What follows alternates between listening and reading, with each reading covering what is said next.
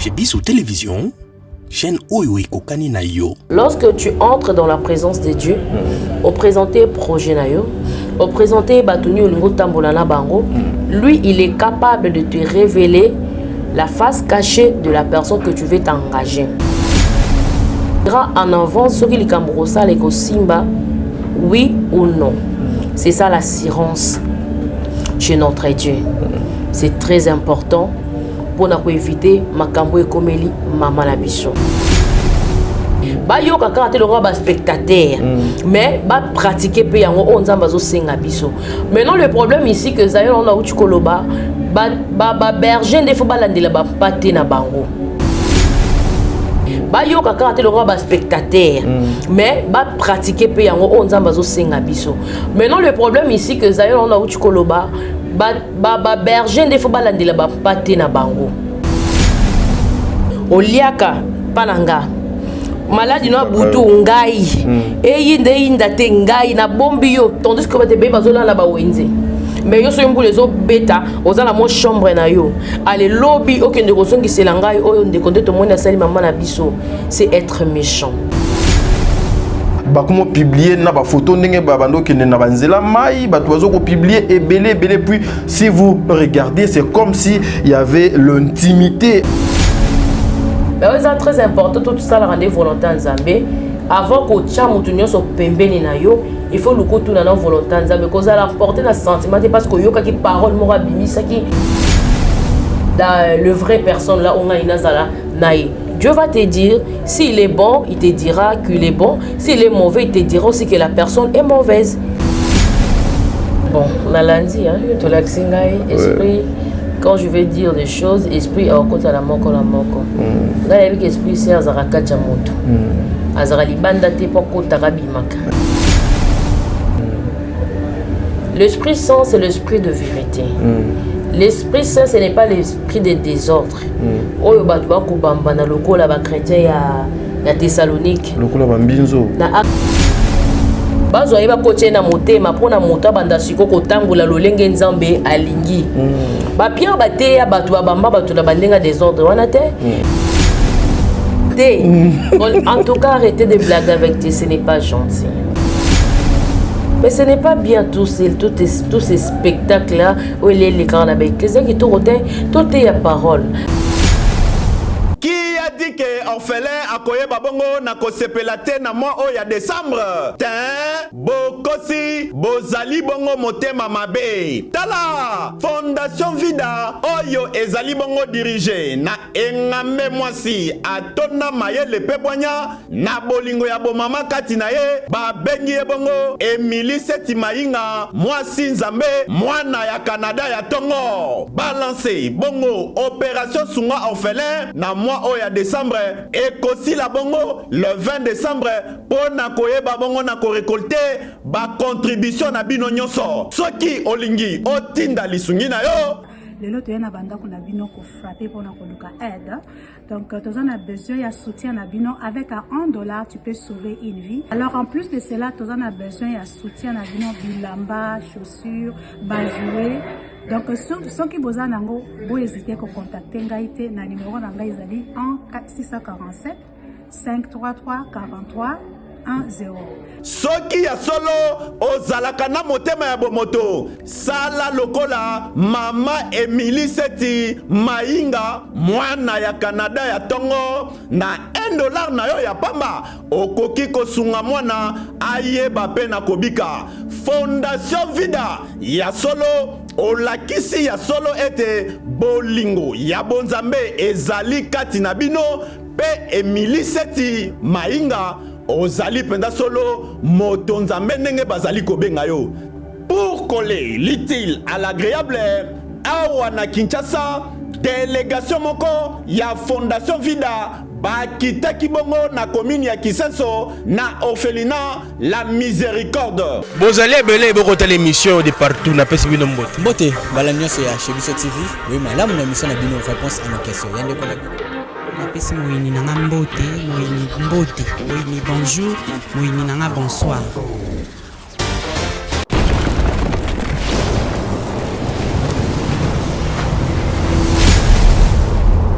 chez Bissou Télévision, chaîne oyo ekokani na yo. Voilà, mbote na balani nyonso ya Police des Stars oyo ya chez Bissou Télévision oyo ezalaka production ya Yemoko président Chic Mokadi na Simbi lelo manette pate président Chic Mokadi azali na ba empêchement ebele a mandatenga pour que tout le camoeto ça labino mosala ya malamu parce que actualité ezo obligé Bissou, je pense que bino nyonso na banda ko na bino na ba etando ike na bino bozo komona makambo oyo ezo koleka na Kinshasa awa makambo oyo ezo kosala mitema batu pasi makambo oyo batu ebele bazo kolela likambo na biso likambo ya mama Yvonne et puis na chauffeur na ye oyo ba assassinat qui na kati ya ndaku na ye et pas ya propre mwana mosala na ye to yebite le pourquoi voilà pourquoi mokolo lelo to zwaki ndingisa wana to ke kolukela bino moko ya ba servante de l'Éternel azali évangéliste na kombo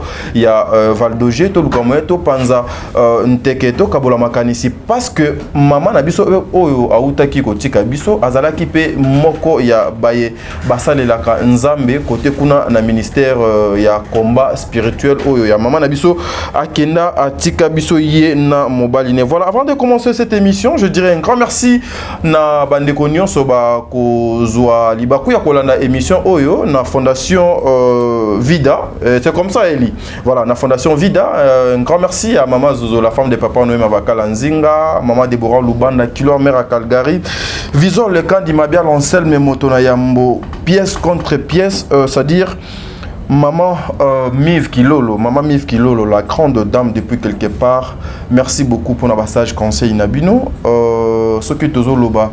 Langage moko na équipe technique beaucoup font là déjà pour bandeko ba mon a été l'évangéliste Valdoje azali déjà na biso na plateau awa na profiter na PC mbote maman Mbote papa boni santé maman Valdoje ça va dans la grâce de Dieu nous avons bâti la biso. Voilà, est-ce que au cours sunga biso na bofongwa mi ya émission oyo to kanga miso beto zong sa matondi na nyo c'est pas nza komba. Ok, merci. Seigneur Dieu, te péché, merci pour le moment où tu as sur la bandeko, la plateau, puis na ba Orlando biso. Pambola bo moya moko na moko, pambola mabota na biso, pambola misa na biso pour la gloire na yo. Amen. Amen. Voilà. Maman Valdoje, évangéliste, depuis quand Ozali évangéliste avant to kotana no na sujet na biso mokolo lelo. Pour na yambi mba liboso na plateau il y a chez Bissou Télévision na émission na ngai. Voilà. 6 ans. Ça fait 6 ans. Ouais. Voilà. Oh, Yambi Nzambe comment? Yambi est sur Nanzila Liwa. Nanzila Liwa, c'est-à-dire? Ouais, ngaka na ngezaki ndenge mususu. Ezaki ke ba écouter yanga. Ezaki que non. Comme la Bible nous dit de se préparer à tout moment parce que le Seigneur vient comme un voleur. Moi, je ne me préparais pas parce que naïba qui peut bit dans la sans-mobilité. Alors, le jour-là était arrivé, le Seigneur était venu dans ma vie. La cabane qui n'a pas la mort. Or en réalité, c'est l'esprit qui vit. Le corps qui est dans le cimetière, c'est par là. Je vis des choses comme on a. Dans sa grâce, à accorder une sous-seconde vie. De Nazali Lonabino. Ezalaka liwa comment? Okufaka, obelaka, okufi, osekui? La bellité, j'étais vraiment bien portante. La bellité, tout le monde a ramé tout ça, la bellité, elle a la moquité. Donc c'est ça, des bateaux, le barbalier. Mais il faut mettre dans nos têtes que non, la mort est réelle. Les gens ont et puis c'est naturel. Hein? Ouais. Ma crash pesali, ma mort subite pesali. Il faut s'attendre à tout, mais c'est très important de se préparer. Dès que on a vu la maman ils vont doper donc à bellité mais batunde ba forcer liwana et donc il faut s'attendre à tout. Liwa za ba lolenge belé. O batomo qui peut ba reponer la biso. Il faut qu'au Karamara se prépare à tout moment. C'est très important. J'en profite, c'est pour la toute première fois na vie nangai na fa na moto akufa azonga na bomoyi. Ero kufaka o monaka nini côté okendaka. Na komona ma bébé le bon la émission papa. Entre non mais a ozana émission nangai. Na mona ma bébé jugement. Na mona ma kambu ebele belé mais par sa miséricorde à salinga ingolo. Naza sous parmi le vivant, c'est une grâce, c'est pas un mérite. Voilà. Souvent, et pas nabino, bah, servante de Dieu, bah, serviteur de Dieu, et zalakai, il faut ou na milangwa, ou t'ana kindumba, ou bien au kufa, ou la muka, ou t'ana ba vie moko boye ya bosoto. Après, nde okomi ko salela nzambe.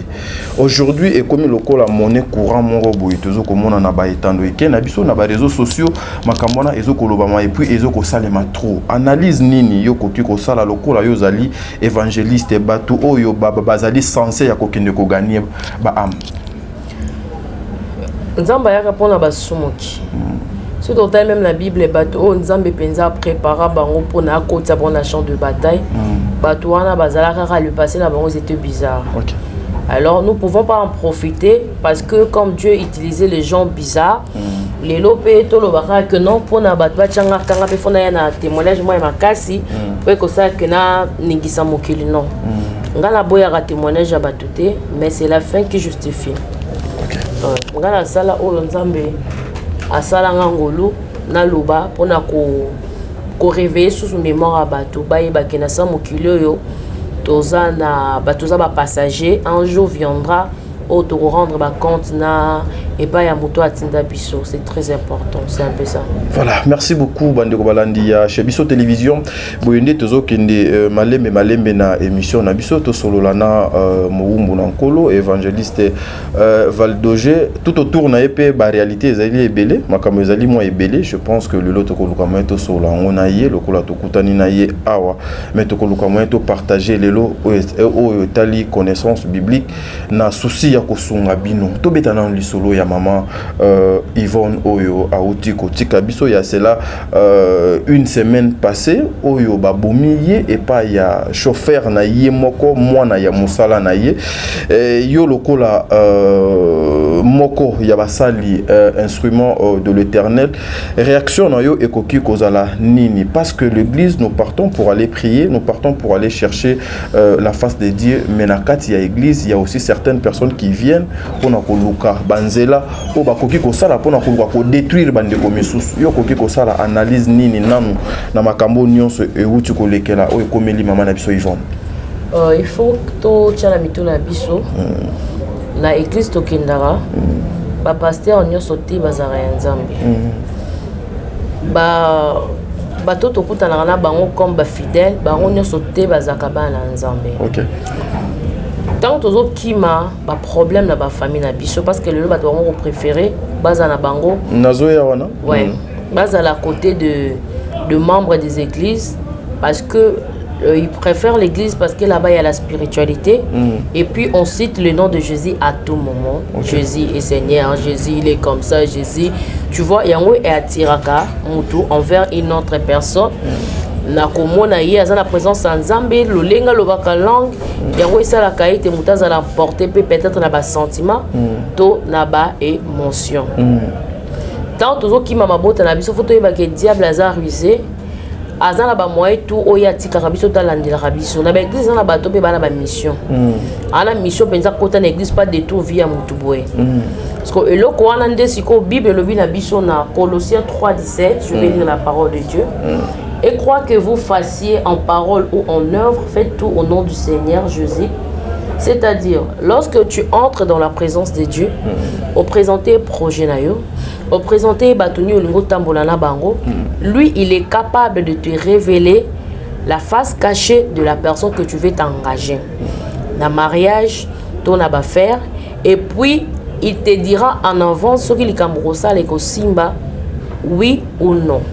C'est ça l'assurance chez notre Dieu.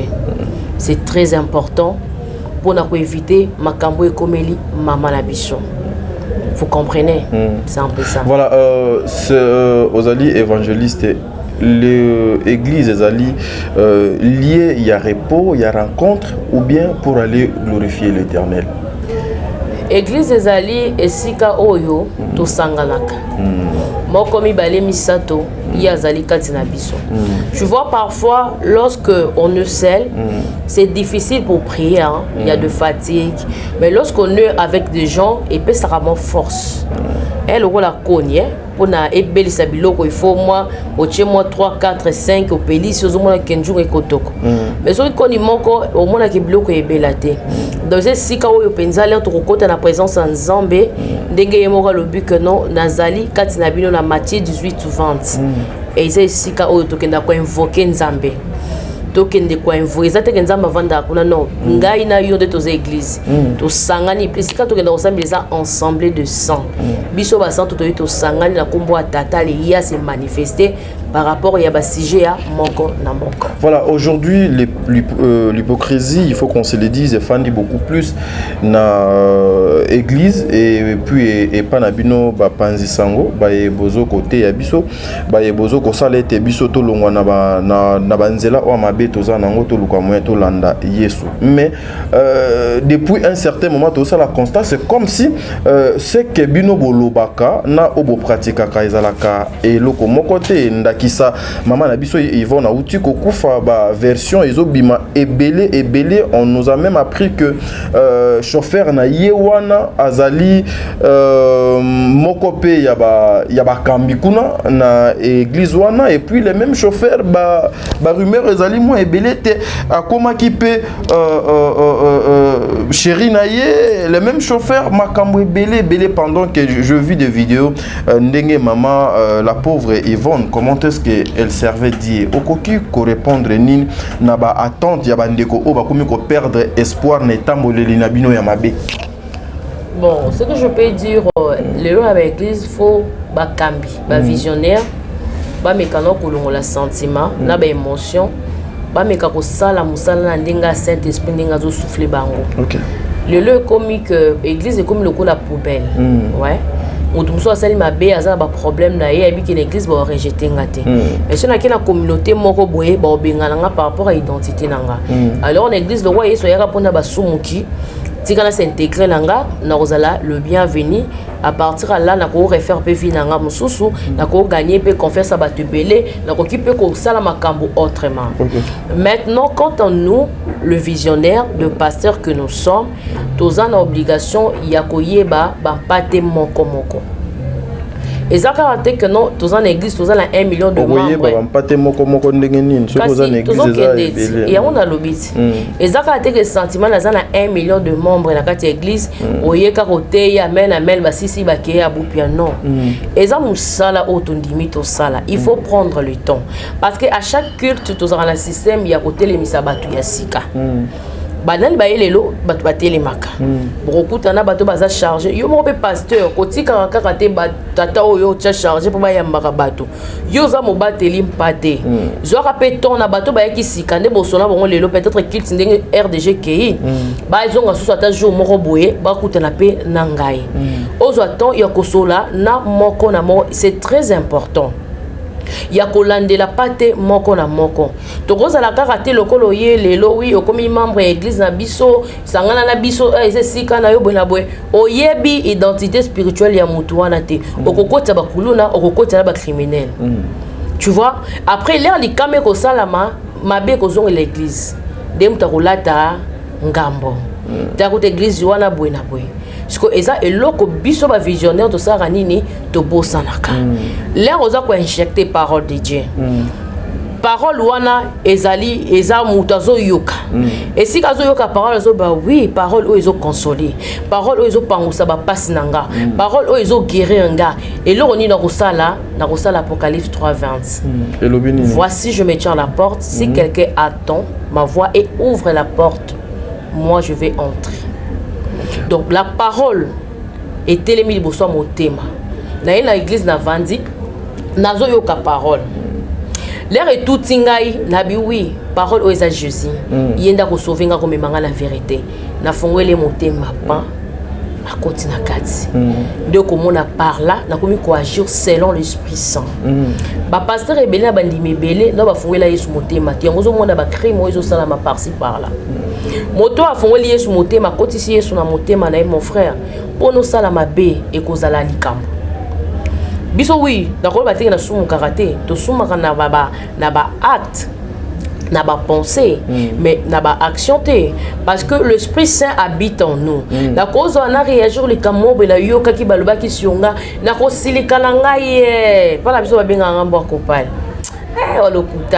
pourquoi c'est l'œuvre de l'Esprit Saint un moment où on a bafoué dans les cambo les alango inutiles ça sert à rien à l'andelango c'est l'Esprit Saint mais sur moni moi na nzambe to pasteur a commis ko zo likambo vandi na motema garder donc contre prochain aye et ça tombe ya makasi fa fongola nzambe motema po banda ko sala sikoyo kolona biloko kati na ye apaiser ya koma penza akoka na penza na Yesu Kristo Masia ba église belé na bato ba côté na bato ba ko recevoir un message non ba yambi Yesu te nan ba kotisi Yesu na motema ti omni ba problème o ezana l'église impudicité za makasi ki motema mabe ba crime ezana kati église makambo kuna pasteur a sainte mondimi kuna botel mama pasteur mobali mama pasteur sa ki songi pona nini bazana ta ya kokota Yesu te ye moko pe pasteur il faut pesa o yazana ngo quand yo za leader otemi liboso bato bazo landa yo parce que yo ne ozana pouvoir so obio mema bango na gauche ba na gauche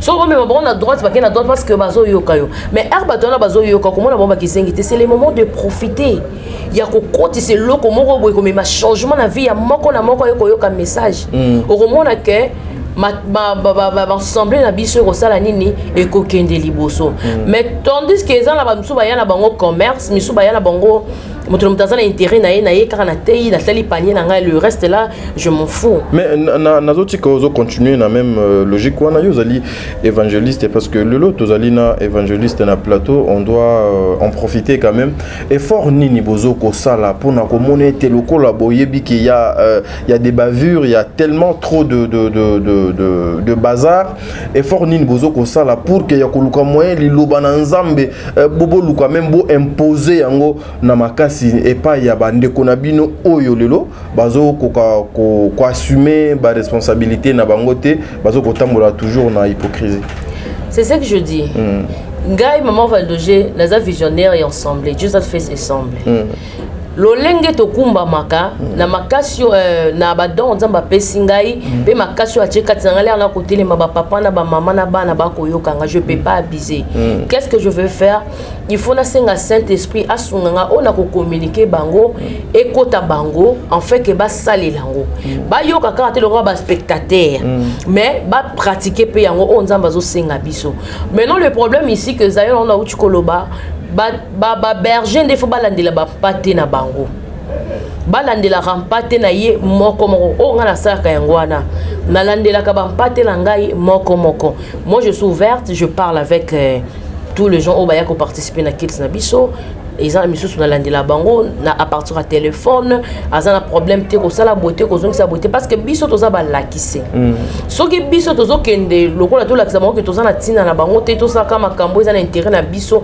yango zo mona pe bango bazo kumba mabwe mais soki bazana toza na structure mo bayebi que non maman la côté maliboso à côté ya biso bolingo faut to pratiquer bolingo à côté ya biso to banga ye sur la crainte de Dieu il faut to salela yango mais ceux qui ont une futilité na makambo ezana ngo ko étifier na ngo peuple de Dieu te yango zo mona pe que non l'église est belé za na problème ya ba prédication ba crainte de Dieu te ya maraté l'amour du prochain te ya maraté ezaka ba maté ya moko ya lo yenge tu vois babate ya moko boya jitaka foule o ba doit reganga ko bina pamba église ezesika ya enseignement.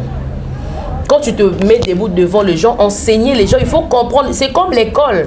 Moutaye na Bible, là il na cahier. Biso pa na biso soki oza na Bible té, oza na cahier té. En tout cas, tu mbala simatobine de koyaka nango. Parce que oyo kota la maman Valdoger té. Oyo koyo kaliloba nzambe po yo pozo connaissance. Mais ça te croiser les bras, moutou no la capacité au karamakamune songa la oté wana té.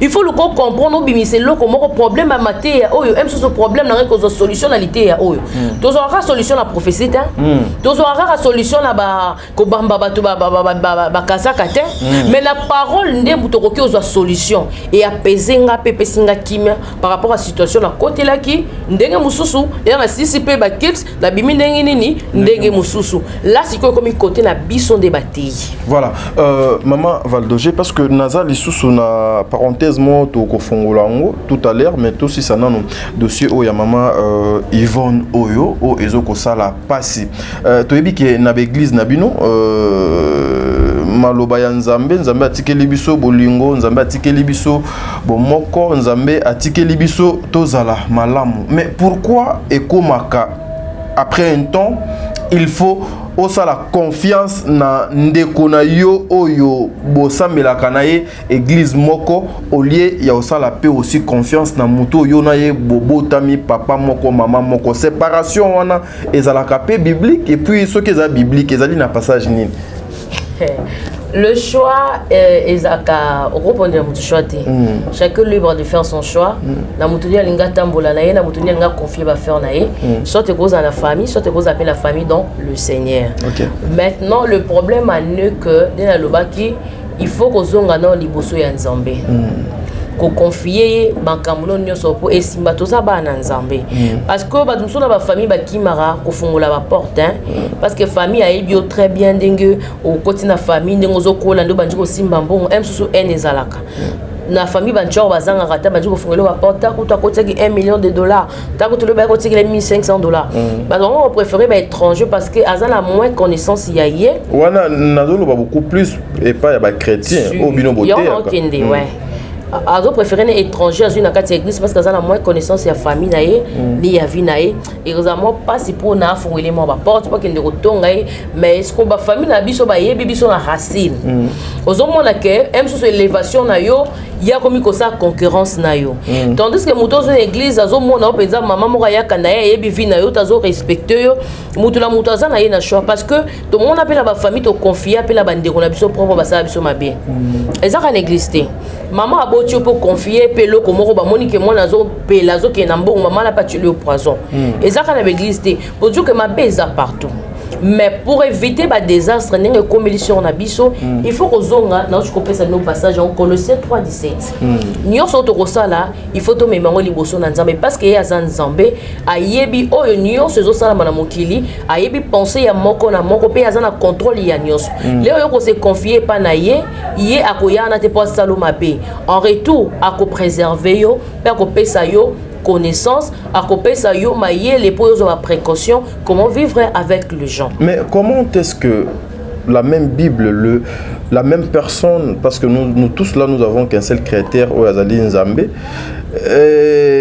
au yebi que nazo servir yé avec mon cœur avec mon âme avec nyonso avec toute la conscience et au kokiko banda ko banga batu ya mokili au lieu ko banga Nzambe parce que déjà kolobate batu ya ba famille des fois on évite parce que à ko comprendre vie nanga ndenge ni ndo kotaka ndenge ni donc yelaka donc ça veut dire que on donne le pouvoir et pas ya ba famille na biso et tozo banga bango que au lieu tout ça la confiance dans Nzambe tout trouver un normal.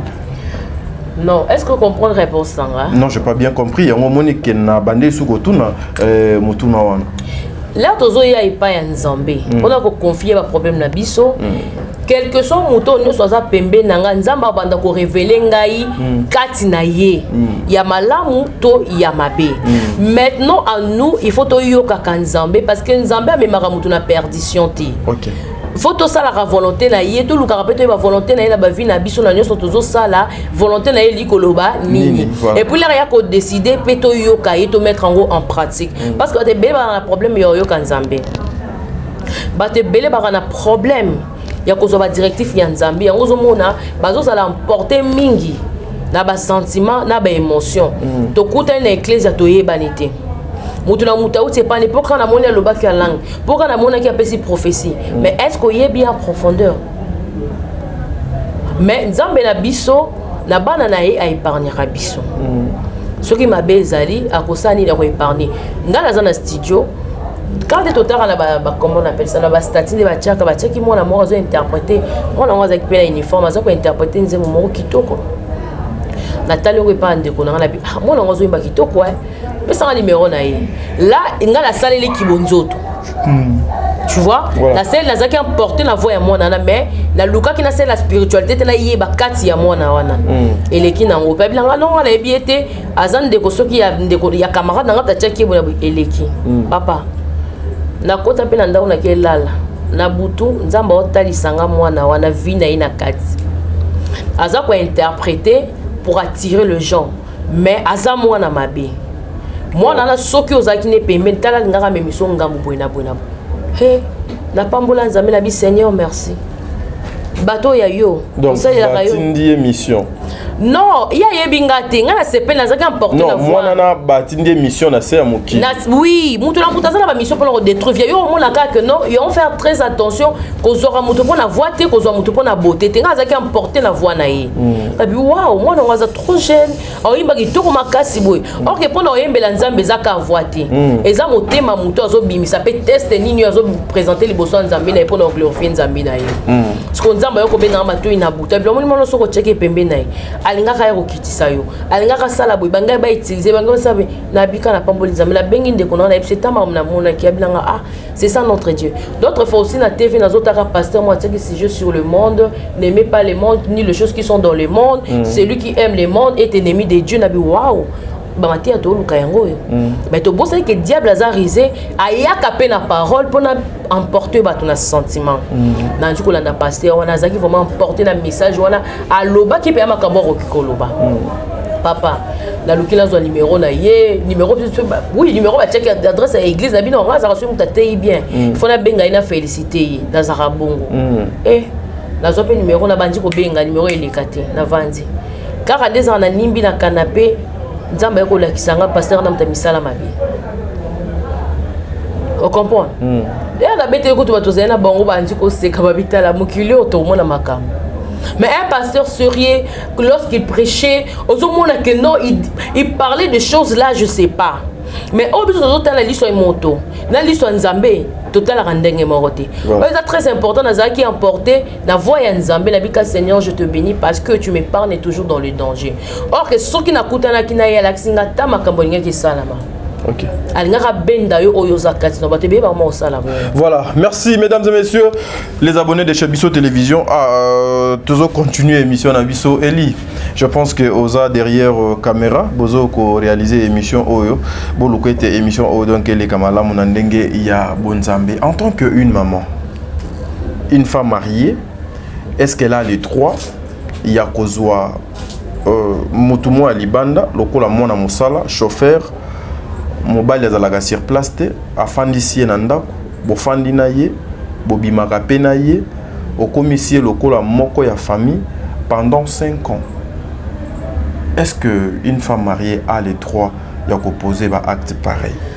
Soki asoli na mobile na ye que non par rapport à makamnazo sala peut-être va faire un déplacement OK tika bana na classe ko sala ndako ko kende wenze ko zanga moins difficile na ko lukata mutu moko aider ngai eza mabete parce que to comment na ba niveau moko boye na ndako na misato zo sala to ko kara sus komi kabula te senga toujours ba aide soki na kotena ndeko moko boye na église to solo li bien na ko ba ande croisa na bien là on a le bito qu'est-ce qu'on a ndenga ki bomo to sentiment de la monnaie on to za bozo tu apparais trop sérieux quand tu parles comme un sang. Merci beaucoup. Physiquement comme ça. Ouais. Si je suis emporté, c'est comme ça aussi calme la yo.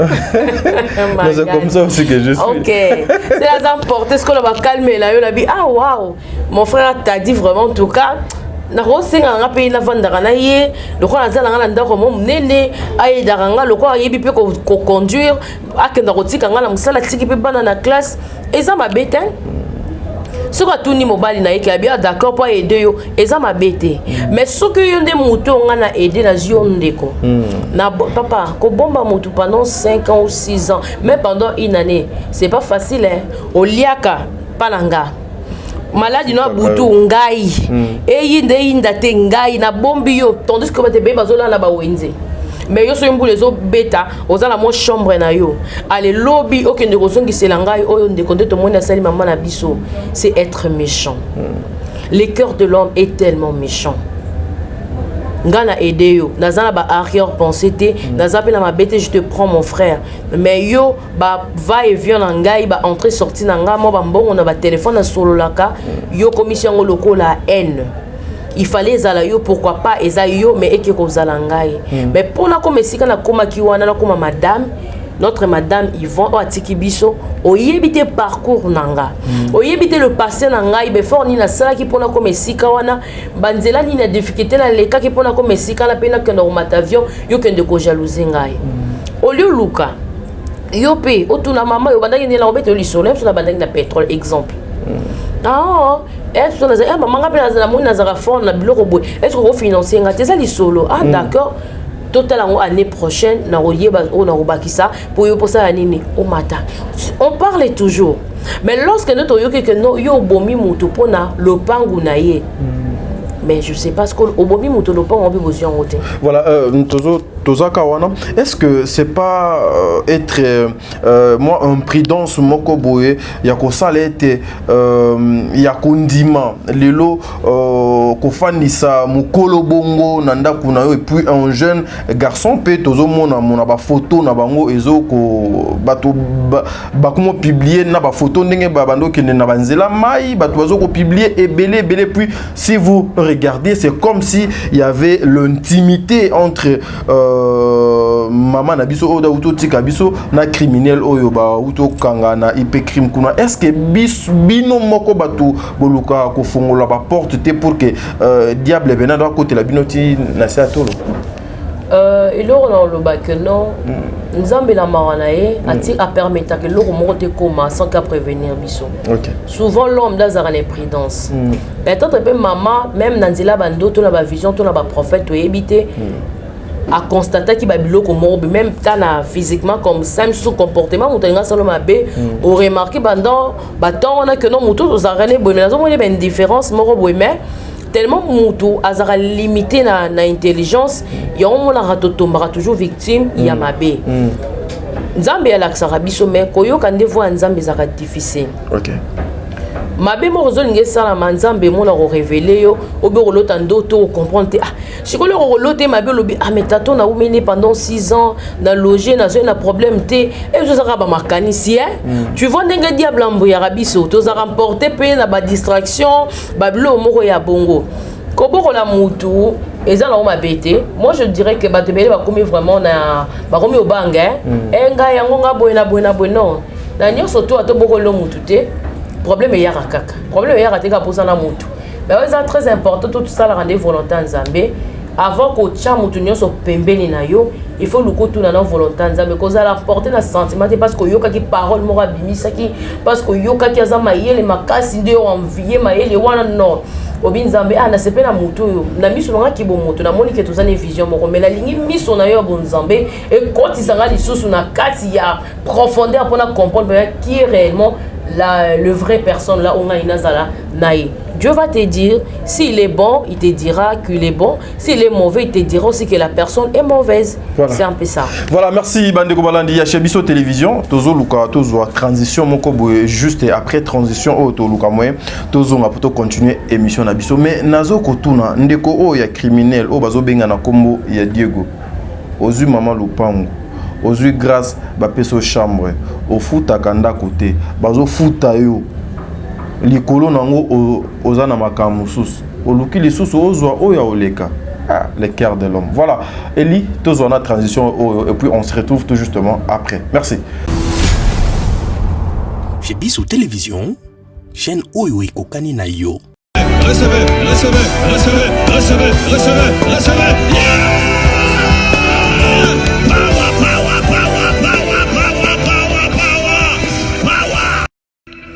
Restez là-bas, vous qui êtes ici, debout. Tenez-vous les mains. La puissance de Dieu, c'est comme l'électricité. Je vais toucher un au coin, ça va entrer chez vous tous. Je veux quelqu'un qui a la foi, sinon tu bloques l'onction. Touchez-vous, vous tous. Maintenant, vous touchez les autres. Ma soeur, touchez les autres. Vous êtes prêts? Ne vous ajoutez pas, seulement ceux qui étaient déjà devant. Lorsque on veut brûler une maison, on peut commencer seulement ici. Et ça va aller là-bas. La Bible dit que Dieu fait de nous des flammes de feu. Et je crois que je suis une flamme de feu. Et si je touche ma soeur, ça va entrer ici, ça va entrer là-bas, ça va aller là-bas. Vous le croyez? Vous êtes prêts?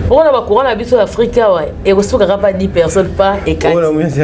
Mais so ya poto les soroy qui n'a raté. En tout cas arrêtez de blaguer avec toi, ce n'est pas gentil. Ce n'est pas bien. Ce n'est pas bien. Oh, et comme ils ont imposé tout Simba, c'est qu'après avoir quoi, même si peut-être avoir sa gymnastique, bon, ça la gym la qui n'est pas passé. Il y a vraiment ça la gym dans la église.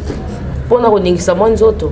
Mais ce n'est pas bien tous ces spectacles là où les grands avec les gens qui tout est à parole.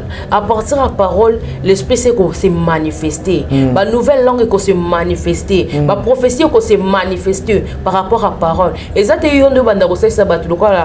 Là tous arabes là qui va jouer dans nos salles. Simba mninga simba qu'on a tout ça bah jamais benda non. Et bien là ba tata mikolo ba maman mikolo ko ba maman na mabele c'est pas vraiment du tout. C'est pas du tout bien. Voilà, mais une petite question, quand on a logique, on n'a pas de qualité, nazo lukana libéré yo. Est-ce que kokweya ya mutu ezalaka signification ya mutu abongoli motema ou bien mutu azali na masumo? Kasi ne bakoya boza mukolope moko obeta na si mutu panzani nde pasteur memanga. Na tuni question. Kasi ngape na zongi si réponse. Non. Répondre de tes servantes. Pona muta bongo la mutema eza kokweya te. Pona mona muta komi moi ekela moi sika. Ezali ba œuvre na il faut changer. OK. Muto yo yeba ki azaki muto akanda kanda. Muto ande ko silika rapidement. Muto azaki muto mangala mabe mais omona o tadi o ezaka yo. Et ils ont beau changer muto ils ont beau bongo la vie à muto. Tu vois? Ezate ko kwela hotel makuna lokika te na batu mangala. Au coin une église qu'on a l'air de se confier na yo ok bon mamutu ndenge ndeko wana ou église qui ndeko bon maman na biso Yvonne. Non c'est après il y en a après avoir ko ele ba tema ba ko manani. Bazaka ande bazali. Atindi bango ba kende. Er ba ko kende. Ba ke wa. Lobi ko do elanda bango. Nandako. Olandi vidéo nyonso. Ba lobi ko elanda ba nandako. Na yebi wapi. Yo landi vidéo. La ligne hôtel tem total singa na makasi on a comprendre te. Voilà. Église lelo elingi théâtre. Église lelo elingi spectacle. Ce que spectacle les athées, bon sentir que nos pasteurs na zana nguyate. Et on li ba pasteur ba mi emporter na ba mesure ya ba bandimi na bango. Na ba posa ya bandimi na bango. Pour garder bandimi na nga, il faut na sala ba spectacle ba boue ba théâtre de chez nous. Là, on pourra marcher avec eux ba otikala. Mais si je suis toujours sérieux mona ke bandi me bozani éparpillé ko lukani sika ko na ba sala ba gymnastique judo za na kati karaté za na kati nyo surtout na ba moroto nyo za na kati ce n'est pas bien ce n'est pas bien tout est à parole ngala ko ko ngala ba na télé mais la message à mututé peut-être nzambe esprit saint dans le bi kem te lobi na mais esprit saint eza esprit à vérité eza esprit à ordre eza esprit à désordre té ba pierre bateya ba gagnera ba mille batu envers bango te mais ba te ande batu ba bongo la mitema bible lobi que non batu ba bongo li mitema balandi Yesu Kristo Masia ezate que non azoteya abamba batu ba gauche abeta batu Saint-Esprit là ba poya liya sisi non c'est pas ça. Voilà, merci Bandeko Balandi chez Biso Télévision namoni to komi na suka Roger yo linga bongo au côté pour tia songi voilà tout le moyen to kabwana awa avec l'évangéliste la servante de Dieu maman Valdoge ce qui ya kolobe ezali pour na bandeko nyonso bakozwa libaku ya kolanda yo ou bien ba oyo bazuyo déjà na ndenge ya suka ba meka comprendre nini par rapport à passage na yo alelo oyo to meka kosimba to yo kanzambe to sala oyo alingi auto épargner ba situation mususu ya pasi na bomoyi na biso to na mabota na biso to tika kozala emporter na ba sentiment na biso to na ba émotion na biso pasteur aza mutu lokola yo akoki kosalela ope choix oui obina yo ki ngapela sa ina sambela nzambe pasani a confirmer nga nzambe malobani zakaka limité pas mutu moko ta confirmer ka malobani na minoko ya batu ebele parce que na yebi frère moko kota église pasteur apesa et moi si talaka dadi lobi moi si yeba bien moi c'est église oui yona lobi bas nous c'était dans l'église de Maram ba jona ezo salema trop donc ozongela si jona prochainement ngape frère nga uta poto ba bengisi na église pas camarade na kende kuna frère c'est pasteur ayebisi zo ngo kende bopone ta mutu monta bi oh ngala yaki na ngai matanga et puis esali kena côté église donc ko pona moi singa za na idée ya basi ta plus nga vanda na Europe naza na nga na ba idée wana te le frère bapesa ye mwasi andima po dadi ya lobi atuna nzambe te babalani na mwasi une semaine mwasi abanda malade pendant 5 ans mbongo nyonso ye asalaka ekenda na malade ya mwasi donc asomba problème donc ekitisi ye ti mwasi taki kokufa ajour ata na mwasi wana te mwasi azobela okoki jour na ye na mbetu ndenge nini donc mwasi abelaka baboti te pendant 5 ans mwana mobali ana koma à 0 mwasi oyo dadi apesaki ngai yo oyoki dadi est-ce que oyoki volonté ya nzambe il faut koyokaka kozalaka porte na sentiment te olobi wi na yoki tikaka mpena consulter nzambe ata lelo alobi te lobi alobi te avec le temps viendra akosala nini akolobaka mpo to confirmer maloba nzambe oyo alobaki epa na yo alobi mpe epa na nga ok je dis oui je dois maintenant nasala nini nasala volonté ya nzambe biso mpe bato tozali tozwa yesu parce que cela lobi kezala motema malamu okoka te wana eza travail ya yesu masiya kotisa yesu kati na yo apocalypse 3:20 so okotisa ye kati na yo komona ke non oyo nyonso ozomona yango lokola grave environnement ekozala nango bapetite chose parce que nzambe nde moto aza likolo ya nyonso nzambe ya pambola moko na moko. Voilà, mesdames et messieurs, ça n'est fini pour aujourd'hui. C'est Ngazala Kiangai, Yagoyamela Bino, la servante de Dieu, instrument de l'Éternel, l'évangéliste Valdegé, Nakanisi Nayende Tozui Minito Nyonso, Nabokasi ya Chic Mokadi, Oyo Azali patron ya télévision Nabiso, chez Biso Télévision, Oyo Ngai Tadingala Panazu, occasion ya koleka lelo pona koluka ya kosola na bino makambu Oyo Ezoko Sala Pasi Namboka Nabiso ya Kinshasa. Je pense que ça c'est le tout premier numéro. Nous allons revenir encore pour un deuxième numéro par rapport à ce sujet na cahier des charges au Bissotozali na yango. D'ici là, portez-vous bien. So Jésus-Christ a été Tokoko Tanana Bino lobby ou après lobby pour na émission Moussous numéro Moussous Asika. Pourquoi pas Kakana invité Nabiso Mama Valdegé. Merci.